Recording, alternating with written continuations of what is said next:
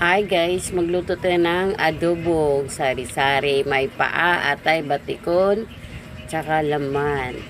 Ilaga muna natin yung paa para lambot o adidas ng manok. Okay, paninisan muna natin yung mantika o taba ng manok. Yan lang din ang gagamitin natin panggisa ng bawang. Ayan na guys. Isunod na rin natin ang sibuyas. Gisa-gisa natin guys para lalabas ang aroma ng sibuyas tsaka bawang.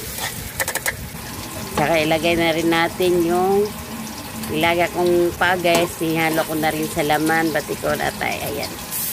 Halo na natin doon sa lamas na ating gigisa kanina. Yun, halo-halo natin guys para kumapit sa karne yung mga, yan nalabas ng aroma. Takpan ko na yan guys, ito na guys. Medyo malambot na guys ang ating karne na may paa, atay, batikon, tsaka laman. Yan ang adobo natin guys, wala tayong magsasawa ng adobo guys, kaya handa talaga ang babit. Seasoning, nilagyan ko na rin, tsaka paminta. Ito na guys. Hindi talaga guys, ito lang talaga madali nating lutuin. Tuyo ang adobo ng the best sa atin guys. Ito lang madalas nating ulam. Big pa guys, para lambot talaga yung paa guys. Patagal kasi yan lumambot guys eh.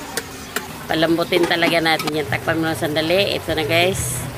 Medyo malambot-lambot na. Saka pabos-boso lang natin guys para ano, masarap talaga siya. Konting terang sarsa para sa kanin.